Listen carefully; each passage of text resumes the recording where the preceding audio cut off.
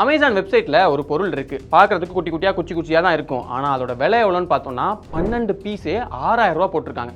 பக்கத்துலேயே 100 கிராம் விலை எவ்வளோ அப்படின்னு பார்த்தோம்னா 2 லட்ச ரூபா போட்டிருக்காங்க.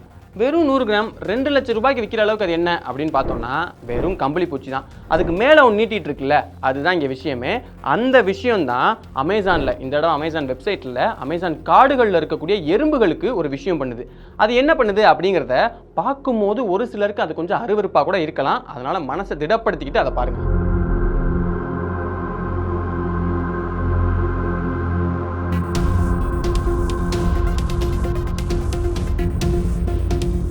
எறும்பு கம்பளி பூச்சின்னு மட்டும் இல்லாமல் நமக்கு நல்லா தெரிஞ்ச இன்னும் நிறைய பூச்சி இனங்களில் இந்த மாதிரி தான் நடக்குது. இதில் அந்த எறும்புகள் சொன்னோம் இல்லையா, அதுங்க பக்கத்தில் இருக்கக்கூடிய ஏதோ மரத்துக்கோ இல்லை செடிக்கோ ஏறி போய் தரையிலேருந்து சரியாக 25 சென்டிமீட்டர் உயரத்தில் இருக்கக்கூடிய ஒரு இலையில ஏறி உட்காந்துக்கிட்டு அது நல்லா ஸ்ட்ராங்காக கடிக்குது. கொஞ்சம் நேரத்தில் செத்து போயிடுது. அப்புறமா அது தலையிலேருந்து இந்த மாதிரி ஒன்று நீட்டிக்கிட்டு வருது. கிட்டத்தட்ட எல்லா உயிரினங்கள்லையுமே இந்த மாதிரி ஒரு சம்பவம் தான் நடக்குது. எதனால் இந்த பூச்சி இனங்களில் இந்த மாதிரி ஒன்று நடக்குது? இதில் மற்ற எல்லா இடத்துலையுமே இதுதான் நடக்குதுன்னு சொல்கிறோம். ஆனால் அந்த கம்பளி பூச்சியை மட்டும் 2 லட்சம் ரூபாய் வரைக்கும் கூட விற்கிறாங்கல்ல, அது ஏன்? இதை பற்றி தான் இன்றைக்கி நம்ம ஸ்ட்ரீட் லைட் வீடியோவில் பார்க்க போகிறோம்.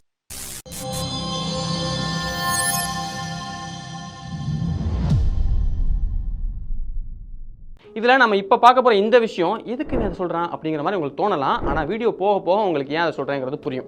என்னென்னா, எறும்புகளை நீங்கள் நல்லா கவனித்து பார்த்துருந்தீங்கன்னா அதுங்க அதோடைய முன்னங்கால்களை தூக்கி ஆண்டனால வச்சு இந்த மாதிரி ஒரு மாதிரி இழுத்துக்கிட்டே இருக்கும். எதுக்காக இதை பண்ணுது அப்படின்னு நம்ம ஆராய்ச்சி பண்ணி பார்க்கும்போது அதோடைய முன்னங்கால்களில் 3 அடுக்குகளில் ப்ரஷ் மாதிரி ஒன்று இருக்குது.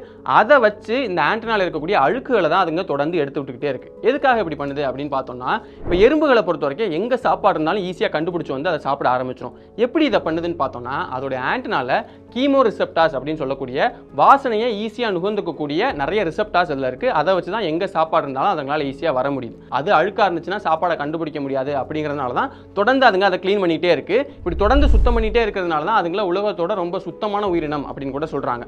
சரி, இதை ஞாபகம் வச்சுங்க. இதை ஏன் சொல்கிறேங்கிறது உங்களுக்கு வீடியோட கடைசியில் புரியும். இப்போ இந்த எறும்புகள், கம்பளி பூச்சி, இன்னும் மற்ற பூச்சி இனங்கள் இதெல்லாமே ஒரு வித்தியாசமான முறையில் சாகுது இல்லையா? இது ஏன் சாகுது அப்படின்னு நம்ம பார்க்கும்போது இது எல்லாத்துக்குமே பொது எதிரியாக யார் இருக்கான்னு பார்த்தோம்னா ஃபங்கஸ், அதாவது பூஞ்சைகள் தான். விலங்கு, செடி இது ரெண்டுலையுமே சேராத ஒரு இனம் தான் இந்த ஃபங்கஸ், அதாவது பூஞ்சைகள். காளான், ஈஸ்ட் இது எல்லாமே இந்த ஃபங்கஸ் இனத்தை சேர்ந்தது தான். இது ஏதோ ஒரு வகையில் ஒரு இறந்து போன ஒரு உயிரினத்தையோ இல்லைனா உயிரோடு இருக்கக்கூடிய உயிரினத்தையோ சார்ந்து தான் இந்த ஃபங்கஸ் எப்பயுமே வாழும். உதாரணத்துக்கு நீங்கள் காளான் எடுத்துக்கிட்டிங்கன்னா அதுங்க முக்கால்வாசி நேரங்களில் மக்கி போன ஏதாவது ஒரு செடி மேலேயோ இல்லைனா வேறு ஏதாவது உயிரினத்து மேலே தான் அது வாழும். ஏன்னா அதில் இருக்கக்கூடிய சத்துக்களை தான் அதை எடுத்து உயிர் வாழும். சில நேரங்களில் அது உயிரோடு இருக்கக்கூடிய மரத்துலையுமே கூட நம்மளால் அதை பார்க்க முடியும். இப்போ அடுத்த வகை எது அப்படின்னு பார்த்தோம்னா, இது மியூச்சுவலான ஒரு வாழ்க்கை வாழக்கூடியது. அதாவது அது ஏதாவது ஒரு மரத்துலையோ இல்லை செடியிலையோ அதோட வேர்களில் அது வாழும். அப்படி வாழ்றது மூலமாக இந்த ஃபங்கஸை பயன்படுத்தி அந்த மரத்துடைய வேரால் தரையில் இருக்கக்கூடிய நைட்ரஜனை ஈஸியாக உறிஞ்சிக்க முடியும். அதே மாதிரி அந்த ஃபங்கஸுமே அந்த மரத்தை பயன்படுத்தி அதில் இருக்கக்கூடிய சத்துக்களை எடுத்து மியூச்சுவலான ஒரு வாழ்க்கை வாழும். மூணாவதாக ஒரு வகை இருக்குது. இதுதான் பாராசிட்டிக் ஃபங்கை அப்படின்னு சொல்லுவாங்க. இவன் ரொம்ப ரொம்ப ஆபத்தானவன். நம்ம வீடியோவோட மெயின் வில்லனும் இவன் தான். இந்த பாராசிட்டிக் ஃபங்கையிலேயே கார்டிசெப்ஸ் அப்படிங்கிற ஒரு ஃபங்கை இனம் இருக்குது. இதில் உலகம் முழுக்கவே நிறைய வகைகள் இருக்குது. அதில் குறிப்பாக ஆஃபியோகார்டிசெப்ஸ் யூனிலேட்டரலிஸ் அப்படிங்கிற ஒரு ஃபங்கை இனம் தான் நம்ம எறும்பு கூட்டத்தோட மிகப்பெரிய எதிரி. என்னன்னா, இந்த எறும்பு கூட்டங்கள்லேயே கார்பெண்டர் ஆண்ட்ஸ் அப்படின்னு ஒரு ஆண்ட் வகை இருக்குது. அந்த எறும்பு வகைக்குள்ள இந்த ஃபங்கை ஏதாவது வகையில் உள்ளே போயிடும். போனதுக்கு அப்புறமா அந்த எறும்புல எந்த பெரிய மாற்றமும் இருக்காது. அது மாட்டுக்கு மற்ற எறும்புகள்லாம் என்ன வேலையை செஞ்சுட்டு இருக்கோ அதே வேலையை இது செஞ்சுக்கிட்டு சாப்பாடு சேகரிக்கிறது அந்த மாதிரியான வேலைகள்லாம் செஞ்சுக்கிட்டே இருக்கும். ஆனால் திடீர்னு ஒரு நாள் அந்த எறும்போட நடவடிக்கைகளில் சின்ன சின்ன மாற்றங்கள் ஏற்பட ஆரம்பிச்சு மற்ற எறும்புகள்லாம் ஒரு பக்கம் போச்சுன்னா இந்த எறும்பு மட்டும் தனியாக வேற ஒரு பக்கமாக போக ஆரம்பிக்கும். போய் ஏதாவது ஒரு மரமோ இல்லை செடியோ அதை தேர்ந்தெடுக்கும். தரையிலேருந்து ஒரு குறிப்பிட்ட உயரம் இருக்கக்கூடிய ஒரு இலையை தேர்ந்தெடுத்து அதில் போய் உட்காந்து அதோடைய அந்த நடுவில் இருக்கக்கூடிய காம்புகளை கடிக்க ஆரம்பிக்கும். அப்படி கடித்த கொஞ்ச நேரத்திலேயே அந்த எறும்பு இறந்து போயிடுது. அதுக்கப்புறம் 1 இல்லைனா 2 நாட்களுக்குள்ள அதோட தலையிலேருந்து இந்த மாதிரி வெளியே நீட்டிக்கிட்டு வர ஆரம்பிச்சு அதுலேருந்து அந்த ஃபங்கையோட ஸ்போர்ஸை அது வெளியிட ஆரம்பிக்குது. ஸ்போர்ஸ்னால் ஒன்றும் இல்லை, இப்போ மரங்களுக்கு எப்படி விதைகளோ அந்த மாதிரி தான் ஃபங்கஸை பொறுத்த வரைக்கும் ஸ்போர்ஸ். அந்த ஸ்போர்ஸ் தான் வெளியே போய் அதுக்கப்புறம் மறுபடியும் ஃபங்கையாக அது உருவாகும். இப்போது அந்த ஸ்போர்ஸ் வெளியே போகுது இல்லையா, அது கீழே போயிட்டு இருக்கக்கூடிய மற்ற எறும்புகள் மேலே பட்டு அந்த எறும்புகளும் இதே மாதிரி பாதிக்கப்பட்டு அது இன்னொரு மரத்தை தேடி போய் அங்கே இறந்து போய் அதுலேருந்து ஸ்போர்ஸ் வந்துன்னு இந்த செயின் தொடர்ந்து நடந்துக்கிட்டே இருக்குது. எந்த அளவுக்கு நடக்குதுன்னா, ஒரு சில நேரங்கள் எல்லாமே மொத்த எறும்பு காலனியவே கொல்ற அளவுக்கு இது ரொம்ப வீரியமாக நடக்கும் அப்படிங்கிற மாதிரி விஞ்ஞானிகள் சொல்கிறாங்க. சரி, இந்த மாதிரி ஒன்று நடக்குதுங்கிறது தெரிஞ்சிருச்சு. ஆனால் இதில் விஞ்ஞானிகளுக்கு ஒரு விஷயம் புரியாமல் ரொம்ப குழப்பமாகவே இருந்திருக்கு. என்ன அப்படின்னா, இந்த எறும்புகள் எல்லாம் போய் ஒரு இடத்துல உட்காருதுன்னு சொன்னோம் இல்லையா, கரெக்டாக ஒரு குறிப்பிட்ட பகுதியை தான் எல்லா எறும்புகளுமே தேர்ந்தெடுக்குது. அதாவது ஒரு சில நேரங்களில் தரையிலேருந்து ஒரு கரெக்டாக 25 சென்டிமீட்டர் அந்த மாதிரி உயரத்தை தேர்ந்தெடுக்குது. இல்லை அப்படின்னா கரெக்டான டெம்பரேச்சர் அண்ட் ஹியூமிடிட்டி, அதாவது இந்த எறும்பு சாகுற அந்த இடத்த எடுத்து பார்க்கும்போது அங்கே சுற்றி இருக்கக்கூடிய காற்றோட ஈரப்பதம் 94லேருந்து 95% இருக்குது. வெப்பநிலை எடுத்துக்கிட்டோம்னா 20லேருந்து 30 டிகிரி செல்சியஸ். இந்த குறிப்பிட்ட 2 விஷயமும் கரெக்டாக இருக்கிற மாதிரியான இடத்தையே இந்த எறும்புகள் தேர்ந்தெடுக்குது அப்படிங்கிறது விஞ்ஞானிகளுக்கு தெரிய வருது. இதுதான் விஞ்ஞானிகளுக்கு பெரிய ஆச்சரியம். என்னன்னா, ஒரு சின்ன ஃபங்கையால ஒரு உயிரினத்தை அப்படியே கண்ட்ரோல் பண்ணி அது வாழ்றதுக்கு தேவையான சூழலை இந்த உயிரினத்தை தேர்ந்தெடுத்து வச்சு அங்க போக வச்சு அதை சாகடிக்க வைக்க முடியுது. இது எப்படி பண்ணுது அப்படின்னு விஞ்ஞானிகள் கிட்ட பெரிய குழப்பம் இருந்துகிட்டே இருந்திருக்கு. அதனால பாதிக்கப்பட்ட ஒரு எறும்பை எடுத்துட்டு போய் அதை செக்ஷனா பிரிச்சு ஆராய்ச்சி பண்ணி பார்க்குறாங்க. ஆராய்ச்சி பண்ணும்போது இதனால தான் இது நடக்கும் அப்படிங்கிற மாதிரி ஒன்று நினைச்சு அவங்க ஆராய்ச்சி பண்றாங்க. ஆனால் ஆராய்ச்சியோட முடிவில் அவங்க எதிர்பார்த்ததுக்கு அப்படியே ஆப்போசிட்டா வேற விஷயம் தெரிய வருது. என்ன விஷயம்னா, முதல்ல இந்த ஃபங்கஸ் எல்லாமே அந்த எறும்போட மூளையை கண்ட்ரோல் பண்ணுது, அது மூலமா தான் இப்படி போக வைக்குது அப்படின்னு நினைச்சாங்க. ஆனா ஆராய்ச்சியோட முடிவில் அதுங்க மூளையை தொடவே இல்லை அப்படிங்கிறது தெரிய வந்திருக்கு. இதோட எறும்போட உடம்புக்குள்ள போற அந்த ஃபங்கஸ் எல்லாமே அதோடைய தசைகளுக்கு நடுவில் இருக்கக்கூடிய சின்ன சின்ன கேப்ஸ் வழியா கூட நுழைஞ்சு போய் உடம்பு முழுக்க பரவி வளர்ந்துருது. அப்படி முழுசா பரவி வளர்ந்து எல்லா தசைகளையும் கண்ட்ரோல் பண்ணிட்டு தசையை கண்ட்ரோல் பண்ணது மூலமா மட்டுமே எந்த இடத்துல வாழ்ந்தா கரெக்டா இருக்குமோ அங்க அதை கொண்டு போய் அங்க சாகடிச்சு இது வாழ்ந்துருது அப்படிங்கிறது அவங்களுக்கு தெரிய வந்திருக்கு. இது இந்த எறும்புகள்ல மட்டும் இல்ல, உலகம் முழுக்கவே 750க்கும் அதிகமான கார்டிசெப்ஸ் இனம் இருக்கு. அது எல்லாமே இந்த பூச்சி இனங்களை இந்த மாதிரி தான் கொள்ளுது. இந்த கார்டிசெப்ஸால வெர்டிபிரேட்ஸ் அப்படின்னு சொல்லக்கூடிய முதுகெலும்பு இருக்கிற, நம்மளாம் முதுகெலும்பு இருக்கக்கூடிய உயிரினம் தானே, நம்மள மாதிரியான வெர்டிபிரேட்ஸ் அதால தாக்க முடியல. இன்வெர்டிபிரேட்ஸ், அதாவது முதுகெலும்பு இல்லாத அந்த பூச்சி இனங்களை தான் இந்த கார்டிசெப்ஸ் அதிகமா அழிச்சு கொள்ளுது. அதுல ஒன்று தான் வீடியோட ஆரம்பத்தில் நாம பார்த்த அந்த கேட்டர்பில்லர், அதாவது லட்சக்கணக்கில் காசு போகுதுன்னு சொன்னோம் இல்லையா, அந்த கேட்டர்பில்லர் இனத்தையுமே ஆஃபியோகார்டிசெப்ஸ் சைனன்சிஸ் அப்படிங்கிற கார்டிசெப்ஸ் இனம் தான் கொன்னு இந்த மாதிரி மாத்துது. என்ன கதைனா, ஹெபிலஸ் ஃபேப்ரிகஸ் அப்படிங்கிற ஒரு அந்து பூச்சி இனம் இருக்கு. இதுங்க மலை தொடர்களில் அந்த தரையிலேருந்து ஒரு குறிப்பிட்ட உயரம் இருக்கக்கூடிய இடத்துல தான் இதுங்க வாழுது.